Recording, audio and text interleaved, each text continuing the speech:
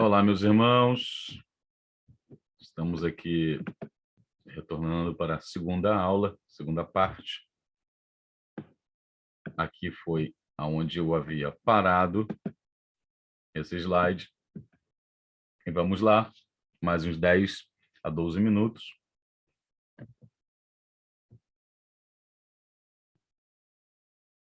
Agora, o que vem a ser pecado? A palavra pecado literalmente significa errar o alvo. Todas as vezes que erramos o nosso objetivo em Cristo Jesus, pecamos. É como o Tiago fala, aquele que sabe fazer o bem não faz, ele peca. E deixa eu passar aqui o outro. Explicar, e é importante que vocês possam explicar aos alunos sobre a iniquidade. A iniquidade. Deixa eu passar aqui o slide. Iniquidade é quando acostumamos com o pecado e não temos mais vergonha de cometê-lo. É quando o pecado se torna algo totalmente natural em nossas vidas e achamos que não há nenhum mal em praticá-los. A Bíblia diz que quando a iniquidade chega ao coração do homem, ele fica tão endurecido que já não sabe se certa atitude é pecado ou não. O Dr. Russell Shedd, falando ao pastor Hernando Dias Lopes em um certo momento, explicando sobre alguns dos erros que ele achava tão grave na escritura, relacionado ao homem, é claro, e ele dizia que algo que ele via era a dureza de coração, um dos pecados mais graves. A dureza de coração, muitas vezes também na Bíblia é chamado de dura cerviz. Dura cerviz é essa parte aqui atrás do pescoço, e espiritualmente, é claro, nós podemos indicar a pessoa que não se inclina, não se dobra, sempre está com o nariz empinado, achando que é dono de tudo, né? Autossuficiente, e isso é algo que nós não podemos ter em nossa vida. Ok, meus irmãos? A iniquidade também podemos comparar com a lepra, porque a pessoa perdia a sensibilidade no local, e é algo que nós podemos apontar também aí para explicar sobre a iniquidade. O pecado e as suas consequências. Deus perdoa o pecado, né, meus irmãos? Nós vamos falar sobre isso.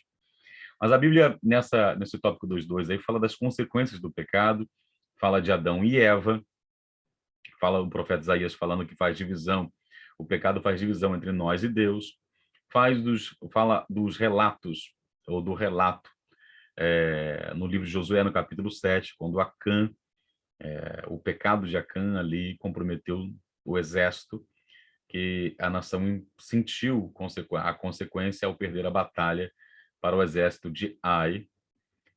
Salomão também diz que um só pecador atrapalha todas as bênçãos, em Eclesiastes 9:18. Então, precisamos enfatizar isso para os irmãos, porque casamentos, famílias, ministérios e pessoas têm sido destruídas pelo pecado. É necessário, meus irmãos, vigiarmos, fugir da aparência do mal e nos revestir de toda a armadura de Deus. Em Provérbios 28:13 diz que aquele que encobre os seus pecados, as suas transgressões, né, ele nunca prosperará. Mas aquele que confessa e deixa, ele alcança a misericórdia. Ou como João também fala na sua primeira carta, no capítulo 1, versículo 9, ele fala que aquele que confessa os seus pecados, se confessarmos nossos pecados, ele é fiel e justo para perdoar os nossos pecados e nos purificar de toda injustiça. O Senhor perdoa, mas devemos ter muito cuidado para não errarmos, porque existem as consequências que são terríveis, né? E podem prejudicar a toda a nossa família, a igreja, enfim, onde nós estamos. Jesus Cristo, ele é o único antídoto contra o pecado. O único, não há outro.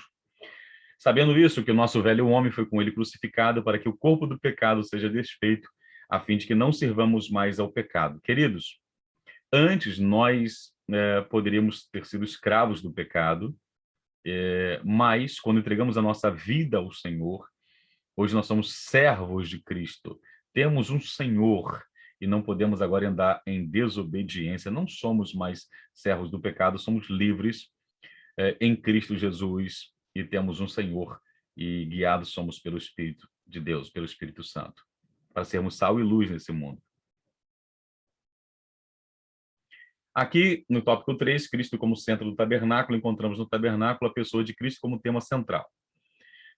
Então, o Antigo Testamento, no tabernáculo, mostra ali a sombra, a figura, e em Cristo mostra a realidade. Na manifestação de Cristo, aqui entre nós, o verbo que se fez carne, a sua vida e morte aqui mostra a realidade. E Paulo escreveu a Timóteo dizendo que só há um Deus e só um mediador entre Deus e os homens, Jesus Cristo, homem. Jesus é o tema central, não somente do tabernáculo, mas também de toda a Escritura.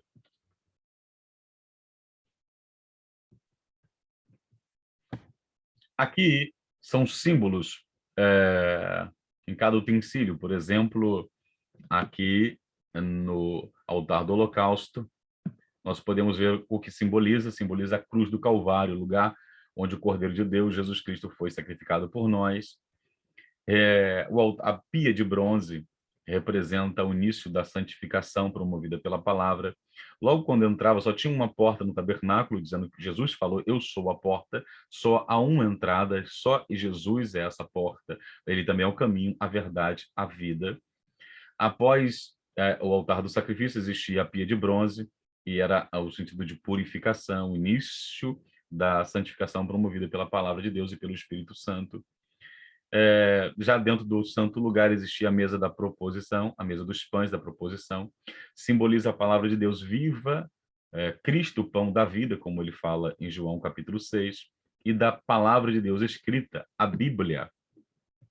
Ele é o pão vivo que desceu do céu. Lá também existia no santo lugar o candelabro, que era a única luz dentro do tabernáculo e representa Cristo como a luz do mundo e também a igreja. Se nós estivermos em Cristo, ligados em Cristo, ele é a luz do mundo, mas se nós estivermos em Cristo, com o Espírito, o óleo do Espírito Santo sobre nossa vida, como Eclesiastes 9:8 diz, em todo o tempo sejam alvas as tuas vestes, e nunca falte o óleo sobre a sua cabeça. Ligados em Cristo, no Espírito Santo nos guiando, podemos ser luz nesse mundo. Ok, meus irmãos? Essa é a figura do candelabro, uma das, né? O incenso, o altar do incenso, é um símbolo da oração. Cristo como nosso sumo sacerdote é o nosso intercessor, e o cristão como sacerdote tem liberdade de dirigir orações a Deus. Lembra? Agora Pedro fala que nós somos a geração eleita, o sacerdócio real, o povo adquirido mesmo, que não era, mas agora é, para anunciar a esse mundo as boas novas. Nós somos sacerdotes. E agora nós temos a liberdade de dirigir nossas orações, até porque o véu foi rasgado e nós podemos ir, como o sumo sacerdote iria ao Santíssimo Lugar, nós podemos ir como sacerdotes, não somente ao santo lugar, mas ao Santíssimo Lugar, à presença de Deus, intercedermos também.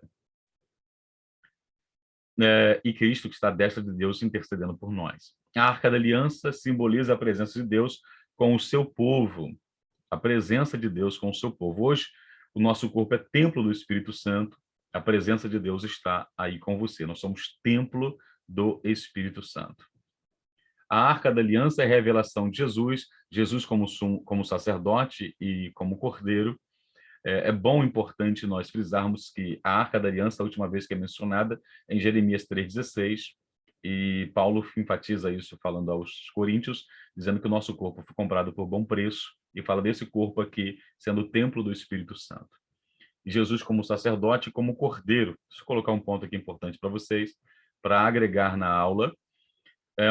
Uma fonte, algo que eu peguei do Plano Divino através dos séculos, páginas 21 e 22, usei esse livro aí como uma fonte. Os 3 períodos do ministério de Jesus como profeta, desde o Éden até a cruz, e a Bíblia mostra suas teofanias, né, no Antigo Testamento, teo, Deus, fania, manifestação, manifestação de Deus no Antigo Testamento, manifestação de Cristo no Antigo Testamento, como sacerdote, desde a ascensão até a segunda vinda. Então, primeiro como profeta, ele falou desde o Éden até a cruz,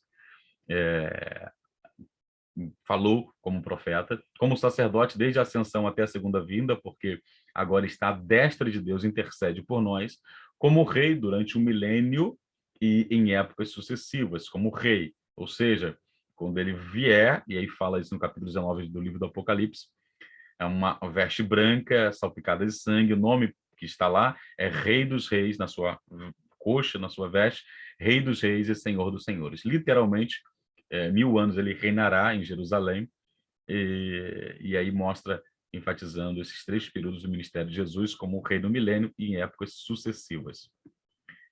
Esse ponto vocês podem dar pausa e ler essa parte em branco aqui.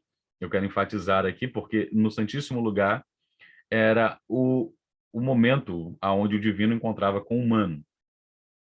E a relação do tabernáculo com o homem, o átrio exterior, átrio, santo lugar e santíssimo lugar, o átrio, o corpo, o santo lugar, a alma, e o santo dos santos, o espírito do homem. Lembra, nosso espírito estava morto, inativo, em delitos e pecados, mas fomos vivificados pelo espírito, como fala em Efésios 2:1, onde a glória do Senhor, Shekinah, se manifestava, ou Kavod, Shekinah, presença, Kavod, glória, aonde se manifestava? No santo dos santos.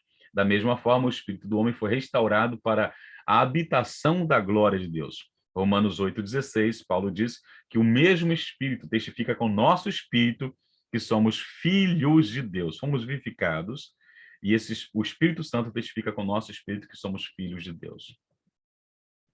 Aqui é algo também interessante para vocês, algumas revelações. Jesus é o caminho, a porta que nos leva a Deus. As 5 colunas revelam o ministério dados por Cristo. As bases de bronze revelam todo o ministério, que todo ministério requer sacrifício, entrega, ser provado, aprovado pelo fogo de Deus. O lugar, o santo lugar, revela o ministério de Cristo, tabernaculando entre os homens. Isso também João fala, que o verbo se fez carne, habitou, tabernaculou entre nós. E vimos a sua glória como a glória do unigênito do Pai. Conclusão, meus irmãos, para não alongar, os vários rituais do Antigo Testamento estavam revelando as doutrinas que mais tarde seriam essenciais na fé cristã, na defesa da fé cristã e na divulgação do Evangelho. Eu ensinei que o tabernáculo contribuiu para a formação da teologia cristã, isso na soteriologia, amatiologia, cristologia, pneumatologia. E agora deixo essa reflexão aí para vocês. Sem amor. A inteligência sem amor te faz perverso. A justiça sem amor te faz implacável. A diplomacia sem amor te faz hipócrita. O êxito sem amor te faz arrogante. A riqueza sem amor te faz avaro. A docilidade sem amor te faz servil. A pobreza sem amor te faz orgulhoso. A beleza sem amor te faz ridículo. A autoridade sem amor te faz tirano. O trabalho sem amor te faz escravo. A simplicidade sem amor te deprecia.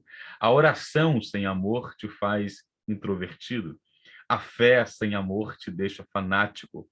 A cruz sem amor se converte em tortura. A vida sem amor não tem sentido. Que Deus te abençoe e até a próxima, se Deus quiser. Fica na paz.